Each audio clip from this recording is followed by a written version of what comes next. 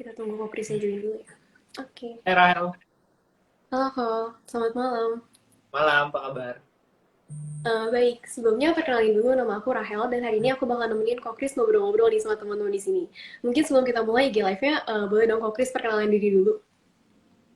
Halo semuanya, gue Chris Aprilioni, branch manager dari CUC Sekuritas di Batam.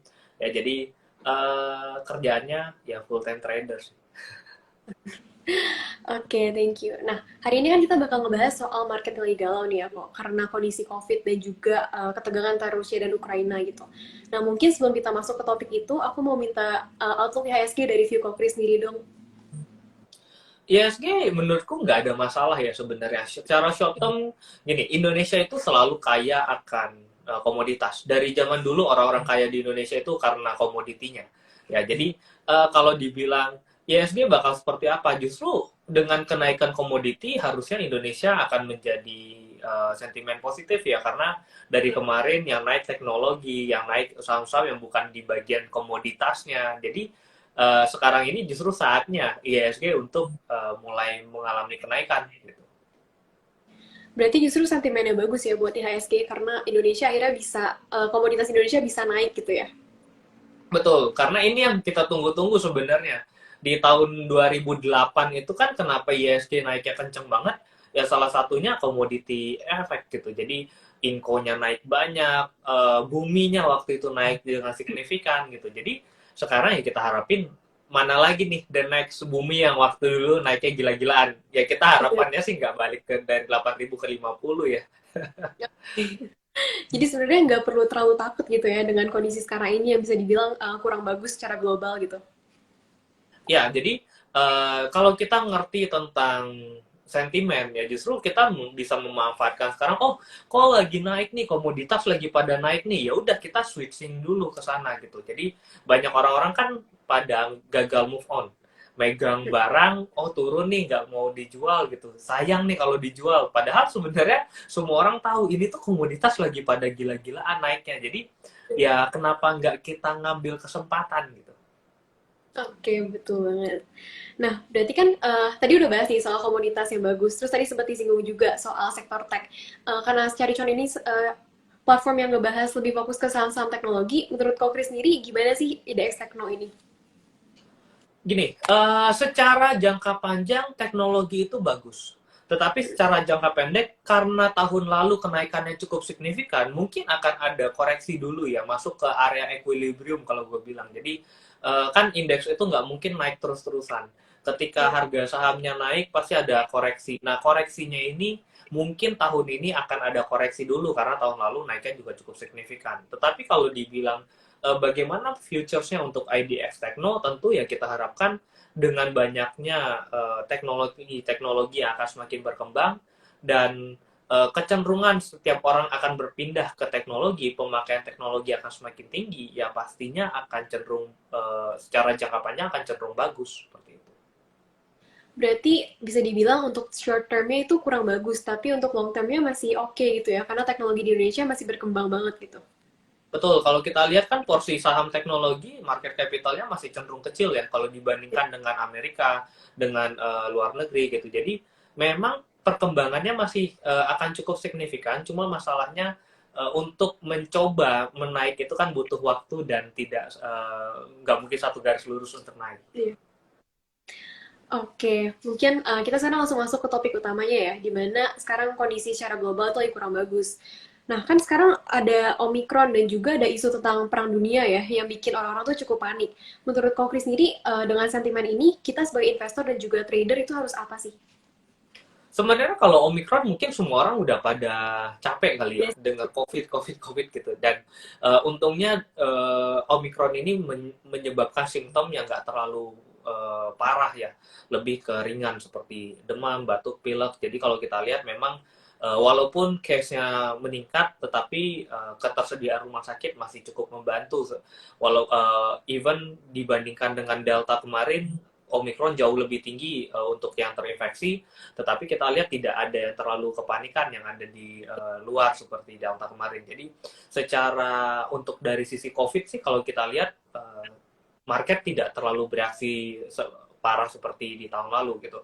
Tetapi untuk yang perang dunia ya memang secara short term memang kelihatannya akan cukup enak ya, komoditasnya tinggi gitu, harganya naik. Tetapi mungkin ini akan ada efek untuk di medium term ke depannya karena nanti tentu inflasi akan naik gitu. Jadi ekonomi tentu akan cenderung lebih sulit gitu. Nah, tetapi ya kayak tadi saya bilang, mumpung short term-nya masih kelihatan lagi bisa bullish dan kita sudah lama menantikan bullish di sektor komoditas ini dan akhirnya terjadi setelah sekian panjang, ya why not kita manfaatin terlebih dahulu gitu. Oke, berarti yang bagus masih komoditas. Tapi gimana sih strateginya mungkin untuk long termnya gitu kan? Karena Kokri sendiri bilang mungkin komoditas ini naiknya juga akan lama gitu. Sedangkan kita juga Ya, nggak tahu ntar bakal gimana gitu. betul. Nah, Hmm. makanya kita akan selalu memantau ya. Jadi yang namanya investor atau trader itu kita harus selalu update dengan kondisi market. Nah, sekarang ini kan kelihatannya belum ada titik temu nih antara Ukraina dan Rusia. Belum ada perundingan yang menemukan hasil yang positif gitu. Kalau kita lihat memang yang namanya selisih untuk apalagi sampai baku tembak seperti ini atau kata orang muncul perang dunia ketiga itu memang nggak ada waktu yang cepat. Even waktu Amerika sama China pun itu butuh waktu mungkin sekitar 2 tahunan ya untuk baru bisa mulai meredat. Nah, yang seperti ini pasti akan ada tarik ulur. Jadi nanti harganya naik, terus turun gitu. Nah, karena adanya tarik ulur ini dan kalau kita lihat sudah sampai ke penyerangan ya, ini mungkin nggak bakal dalam waktu singkat juga, nggak mungkin dalam waktu 1 bulan kelar gitu. Jadi kalau dilihat ya kita harus selalu update. Kita nggak tahu kapan selesainya dan kita nggak tahu kenaikannya bisa sampai setinggi apa. Jadi kalau memang sekarang lagi naik ya kayak pepatahnya gue, kalau lagi naik jangan mikir turun. Kalau lagi turun jangan mikir naik. Nah jadinya uh, ya kita bisa harus jaga-jaga, tetapi ya enjoy aja dulu kenaikannya. Karena ketika nanti akan mengalami penurunan, akan ada kelihatan fasenya mulai berubah gitu. Oh. Berarti untuk sekarang jangan terlalu pesimis dulu gitu ya sama berita-berita yang ada, tapi tetap harus hati-hati juga gitu ya. Betul. Jadi kita kita tetap sesuai dengan plan. Jadi kok ini kan ada yang nanya tuh, kok gue belum kalau belum punya komoditas gimana ya gitu. Iya. Nah, yang nggak ada salahnya kok baru masuk gitu. Karena kalau kalian lihat kenaikan harga komoditas memang sudah cukup tinggi. Tetapi apakah ada yang tahu setinggi apa kenaikannya? Kan nggak ada yang tahu gitu. Terus juga tahun ini hasil dari result-result untuk emiten komoditas sendiri pasti akan cukup baik karena tahun lalu harga coal-nya juga udah tinggi gitu. Jadi akan ada dua sentimen nih, itu sentimen dari harga apa dari laporan keuangan serta sentimen dari harga bahan bakunya gitu. Nah karena ada dua sentimen ini dan dua sentimen ini masih cukup kuat, belum ada tanda-tanda perubahan arah, ya masih bisa sebenarnya masih bisa dibuy. Yang penting harus ada jaga untuk area-area kalau kalau ternyata patah, resikonya berapa persen, siap nggak untuk terima resikonya kalau nanti terpaksa harus keluar dan trennya ternyata sudah selesai seperti itu. Berarti tetap harus perhatiin trennya juga gitu ya, jangan sampai telat keluar padahal trennya udah selesai. Nah, Betul. Jangan kayak sekarang nggak mau ikutan gitu ya. Nanti pas udah masuk ke fase downtrend, parah lagi jatuhnya, baru sibuk. Oh ini udah boleh masuk. malah dibilang udah murah ya.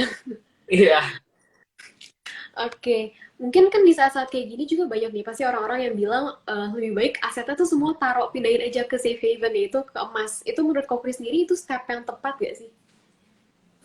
sebenarnya ya gini. Emas adalah salah satu safe haven. Ya, kita Hmm, bisa berinvestasi di emas, tapi harus dilihat kenapa kita memilih saham. Kan pertanyaan seperti itu.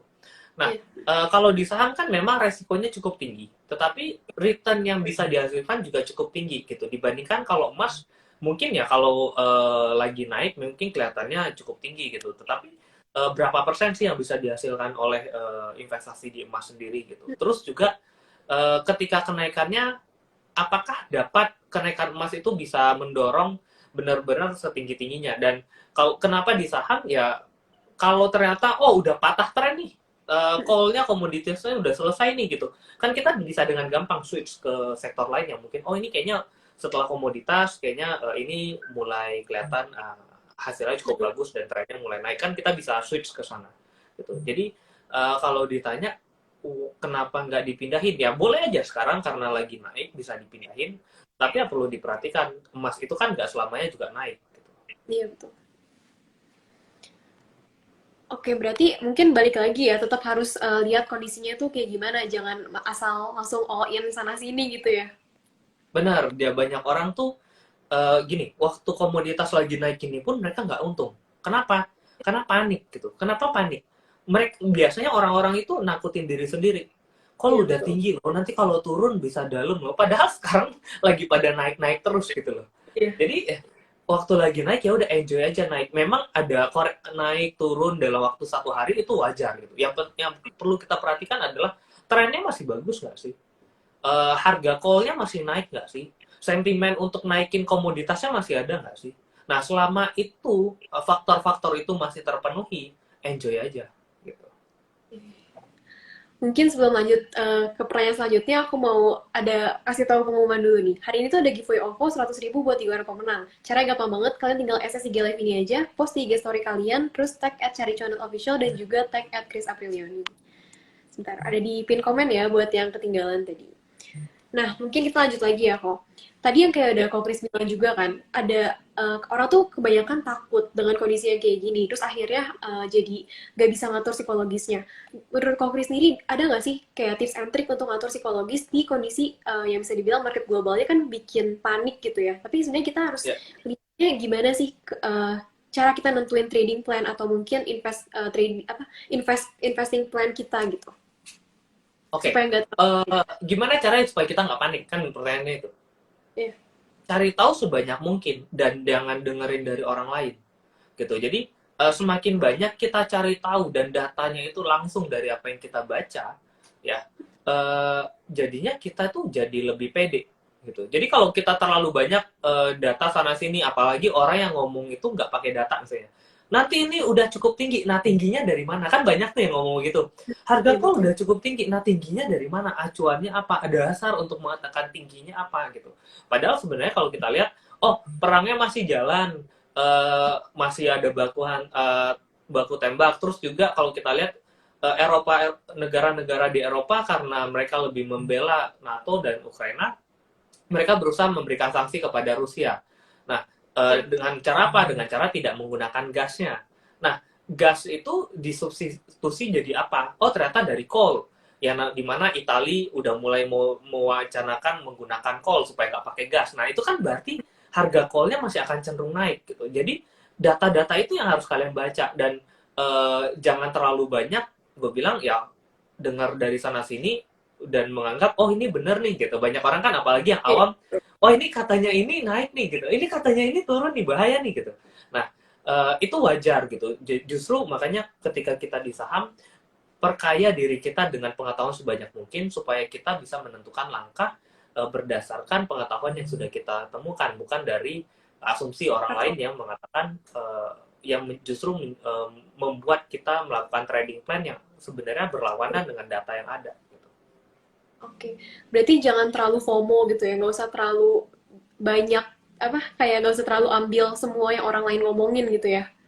Yes, benar. Karena gue selalu tahu gini, ketika harga saham naik, semua akan bilang itu bagus. Ketika harga saham turun, semua akan bilang itu jelek. Jadi Iya. ya sama aja gitu.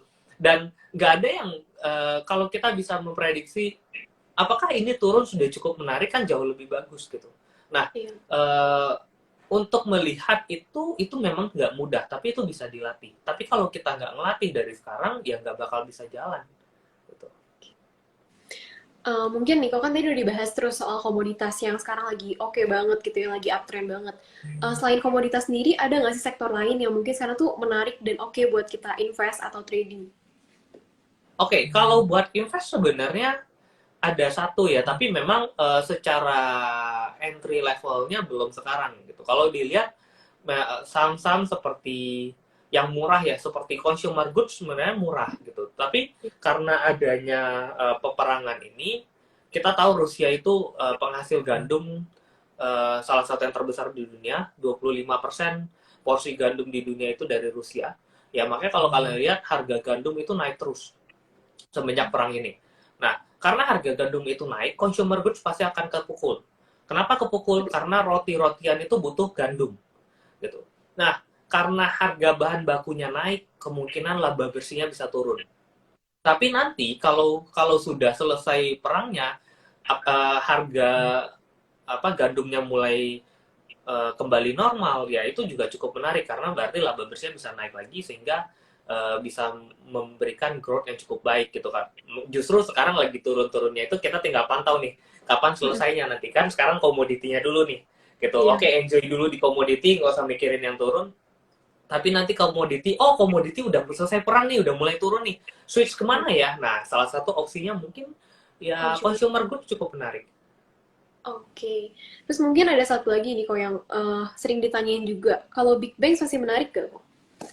Big Bang, ya namanya Big Bang selalu menarik gitu. Mau lagi naik, mau lagi ancur-ancuran, Indonesia itu juga yang paling kuat dengan uang terbesar kita kan di bank.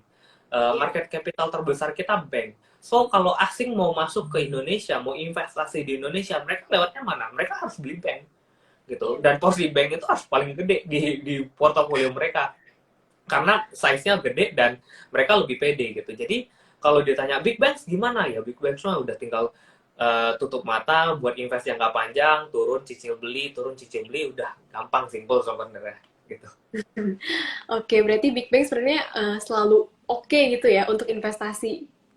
Ya, sampai saat ini ya, karena kita nggak tahu, mungkin 10 atau 15 tahun kemudian Big Bang bisa jadi berubah. Iya. Kenapa? Karena bisa jadi, sekarang kan orang Indonesia tuh investasi tuh masih takut. Iya. Apalagi sekarang banyaknya ya tahulah gitu apa Iya. investasi bodong. Jadi orang lebih milih oke deh di bank aja bunganya kecil nggak apa-apa.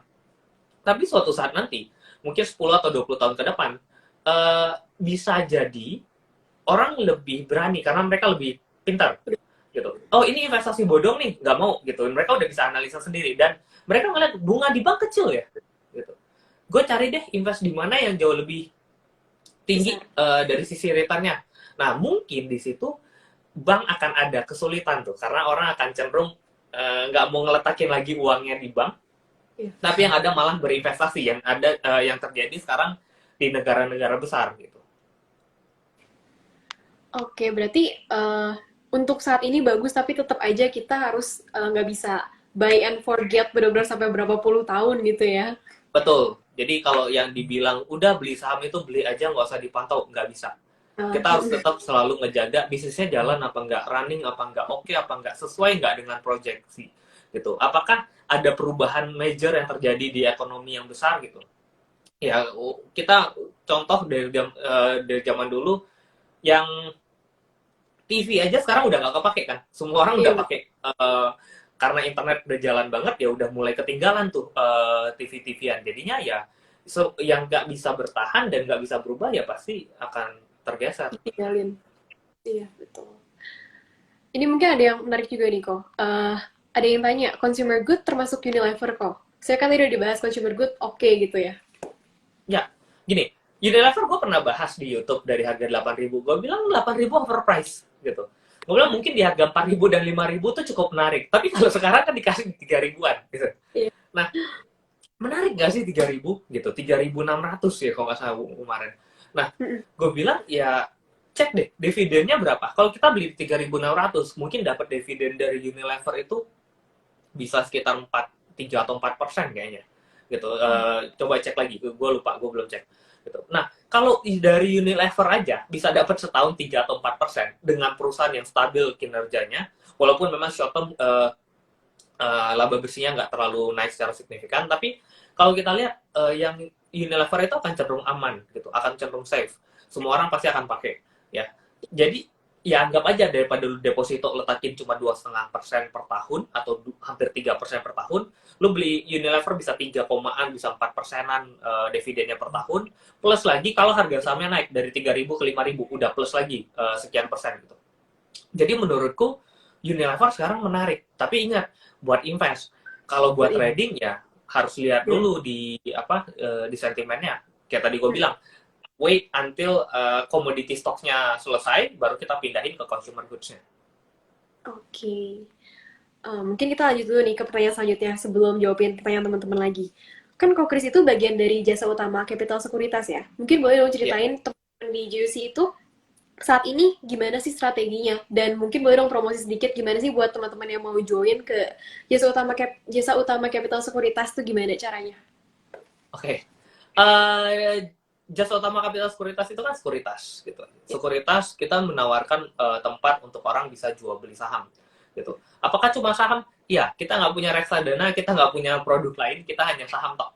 Jadi aplikasi yang kita berikan juga sangat baik, fokus untuk saham, kecepatannya cukup baik ya. Jadi apa yang dilakuin sama saya di jasa utama kapital sekuritas ya, tentu orang-orang yang join via cabangku, mereka dapat aku sebagai analisnya mereka, dan itu ada rekomendasi harian, live trading grupnya gitu, terus ada rekomendasi-rekomendasi, terus ada kelas-kelas gratisnya. Jadi yang cukup menarik sih, kenapa banyak orang yang bisa join di tempat gua dan pada happy kalau lihat di apa banyak yang tag-tag kan untuk kok thank you untungnya sekian persen gitu.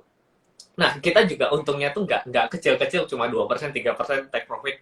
Gue sih bukan tipe orang yang begitu. Jadi kayak gue bilang, ya enjoy waktu call, mulai ada perang gue udah bilang udah hajar aja call, itu pasti sekitar minimal 2 minggu itu nggak bakalan kelar itu perangnya. Jadi harga call juga pasti akan naik gitu. Nah, ya apa jadi ya yang megang misalnya Indi dari 2000, Adaro dari 2200 ya waktu ngebreaknya, terus CPO yang naiknya gila-gilaan juga. Jadi ya sekarang pasti udah profitnya dua digit gitu. Jadi ini yang perlu dipikirin gitu. Kalau kita melihat market itu secara garis besarnya seperti apa bisa kelihatan, dan nasabah kita bisa share kepada nasabah-nasabah kita, jadinya ya akan jauh lebih enak kan. Terus nasabah-nasabah kita juga jadinya merasa ada yang ngebantuin dalam analisa, karena gue tahu yang masuk ke saham itu kan nggak cuma orang-orang lama, nggak cuma orang-orang yang bisa analisa, banyak orang-orang yang masih baru nggak ngerti gimana cara analisa. Nah ya kita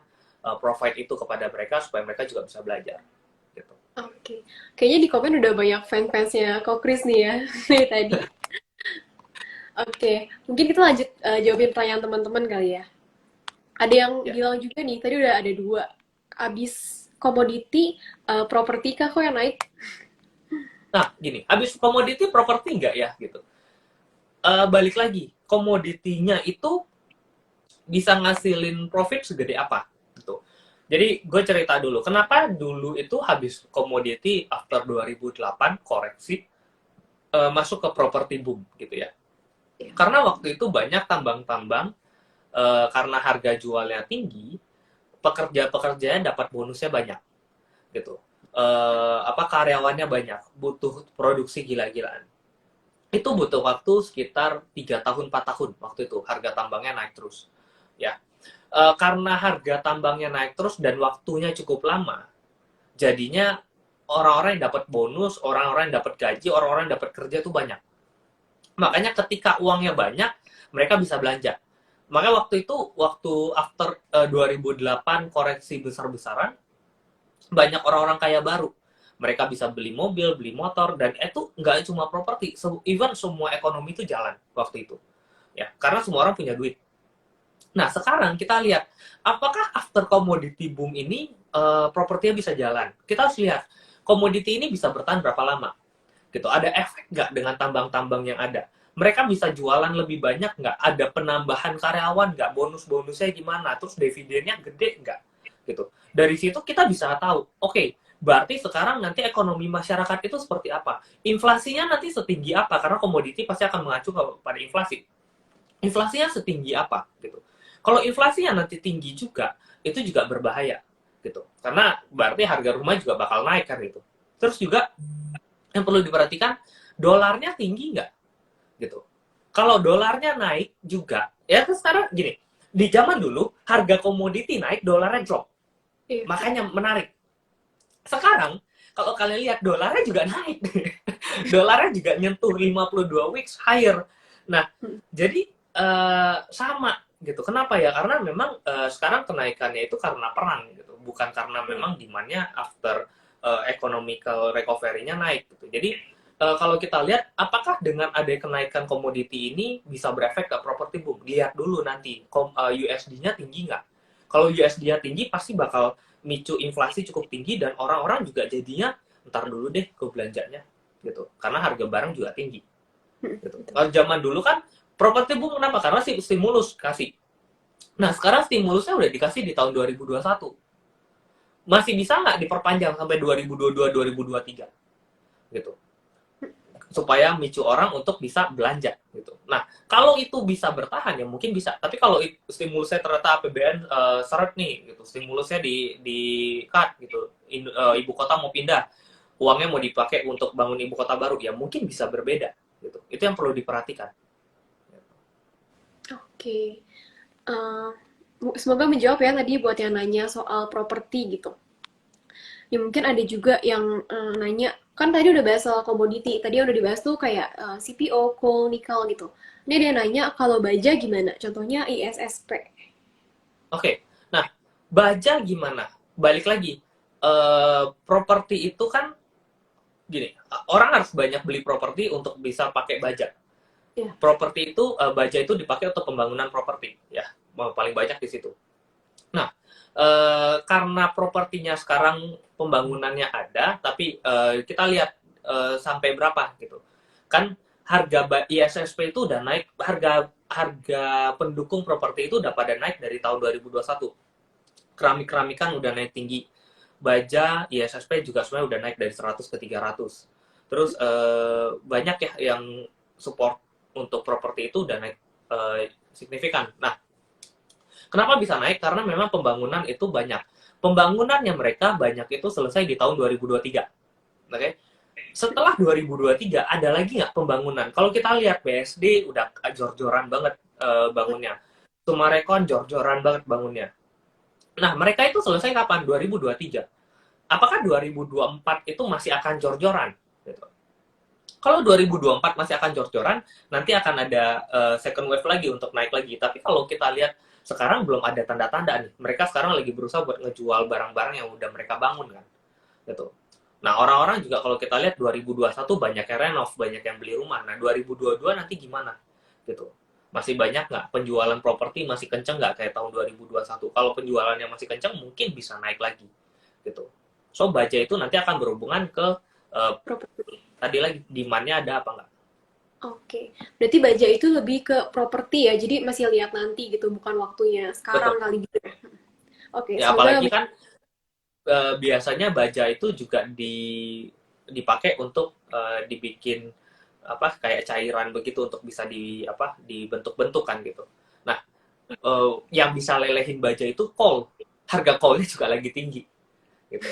Nah, makanya jadinya ada apa sentimen negatif sebenarnya untuk baja sendiri. Oke, berarti masih kurang bagus gitu ya sekarang. Ya, Ini ada yang nanya lagi kok. Tadi kan udah dibahas, sekarang lagi hype FOMO, tapi bentar lagi Lebaran. Apakah oke untuk nyicil kayak Good, JPFA, dan lain-lain? Sama mungkin, kok Chris mau spill satu emiten buat Lebaran nggak? oke, biasanya ya Lebaran itu kalau memang beberapa tahun lalu sih LPPF, yang retail-retail gitu Ramayana pada naik ya. Tapi kalau kita lihat kan sekarang karena Omicron orang juga mau keluar itu rada ketahan gitu. Jadinya sebenarnya kalau kayak dalam 2 tahun belakangan ini sih diperhatikan setiap kali Lebaran yang naik itu justru sektor seperti ayam-ayaman ya kayak Java, Cepin gitu. Nah kalau memang mau spekulasi buy on Lebaran sih gue lebih prefer ke Java ya. Kalau dilihat dari technical chartnya juga Java itu cukup menarik, ada double bottom dan walaupun kemarin perang dia juga masih bertahan terus bisa naik lagi gitu. Jadi uh, kalau dilihat sih better lebih ke Java atau Cepinnya ya dibandingin ke PPF dan RALS ya gitu. Oke, semoga menjawab ya. Terus ada yang nanya lagi nih kok, kalau sektor logistik transportasi gimana? Mengingat perang masih berlangsung sekarang ini. Ya, logistik transportasi ini akan dapat keuntungan dari laporan keuangan. Kan laporan keuangannya belum keluar. Nanti kalau laporan keuangannya keluar tahun lalu itu pasti bakal tinggi karena banyak orang nggak bisa keluar rumah, mereka pada banyak belanja online gitu. Cek aja kalian di sini belanja online itu berapa banyak, berapa hari sekali check out gitu kan. Apalagi yang Betul. cewek-cewek. Nah, karena belanja online-nya pada tinggi, jadi pengiriman barang tentu akan tinggi. Selain harga batu bara yang naik, pengiriman juga naik, jadinya harga eh, kapal itu pasti bakal naik. Kalau kalian baca di tahun 2021 itu tarif perkapalan itu bisa naik sampai 30% kalau nggak salah gitu.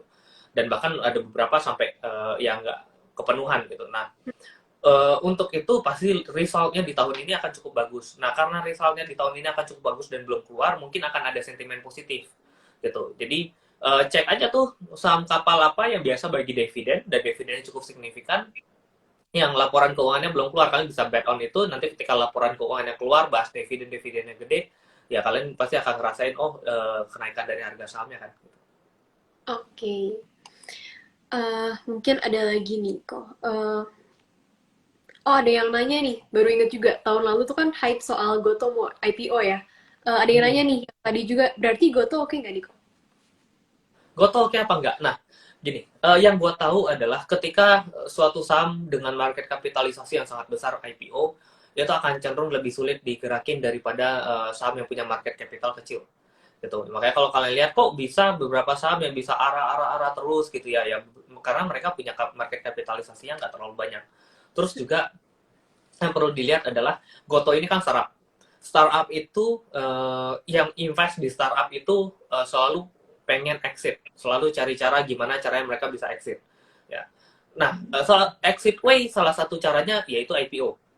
Iya. Jadi kalau dibilang nanti IPO gimana ya, mungkin akan ada beberapa investor-investor yang udah lama, yang joinnya udah cukup lama, mereka ngerasain untung cukup signifikan, mereka pasti take profit untuk nyari startup-startup baru, yaitu kerjaannya venture capital untuk nyari-nyari barang seperti itu. Nah, jadi kalau ditanya bagaimana nanti IPO-nya Goto, ya gua rasa kalaupun naik nggak bakal terlalu signifikan juga. Justru akan cukup banyak venture-venture capital yang dari awal masuk akan keluar. Ya, jadi mungkin secara short term mungkin ada koreksi terlebih dahulu. Kita bisa lihat sih kayak Buka, even Grab yang IPO di Amerika, itu kelihatan kan waktu mereka IPO justru harga sahamnya turun dulu gitu. Jadi ya jadikan itu sebagai acuan dulu. Jadi jangan terlalu FOMO. Oke. Intinya jangan terlalu FOMO ya sama saham-saham IPO itu karena bahaya juga. Hmm, Mungkin ada pertanyaan terakhir kali ya. Oke.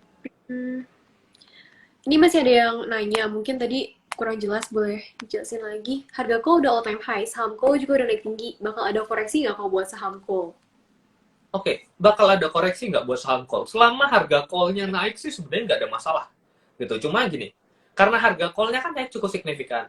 Koreksi ada nggak? Short term pasti harusnya akan ada koreksi. Tapi koreksinya sedalam apa? Yang perlu kita tahu kan itu.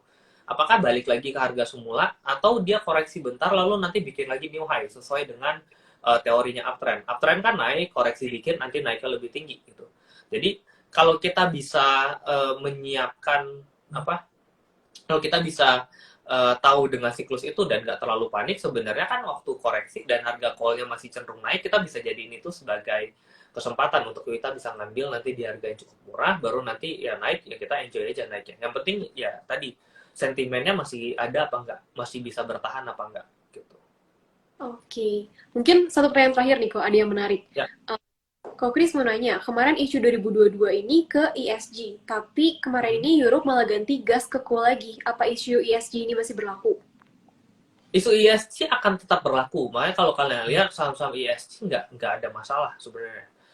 Turun pun nggak dalam gitu ya. Jadi beberapa saham kenapa gini, call itu kenapa gue menarik lihat Indi, karena Indi itu dia mulai pelan-pelan ngelepas call-nya. Tahun 2025 mereka bilang mereka udah mulai masuk ke 50% masuk ke energi terbarukan gitu. Makanya mereka jual petrosi ya. Makanya gue lihat oke, sentimennya ada, terus mereka mulai berusaha untuk pindah. ESG itu nggak mungkin bentar, nggak mungkin 1 tahun udah bisa jadi ESG gitu.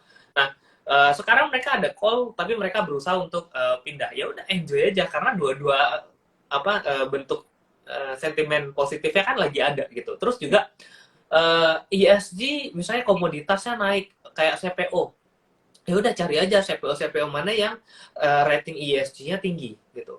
Lihat aja hari ini yang naik paling tinggi CPO yang mana gitu kan, naiknya ada yang 11%, ada yang 8%. Coba cek deh kenapa mereka bisa naiknya cukup tinggi. Rating ESG-nya setinggi apa gitu. Kenapa ada beberapa saham CPO kok CPO yang ini nggak naik ya, nggak setinggi yang itu ya gitu. Jadi itu juga efek dari ESG-nya juga, rating ESG-nya juga. Makanya jadinya itu yang perlu dipikirin gitu. Karena kalau kita bisa combine dua-duanya akan jauh lebih bagus gitu. Oke. Semoga menjawab ya yang tadi. Mungkin itu udah last question kok, karena waktunya juga udah habis. Aku mau ucapin thank you Oke, so much for sharing-sharing dan kita dapat insight banyak banget pastinya malam ini. ya thank you Rahel. Ya, thank you loh.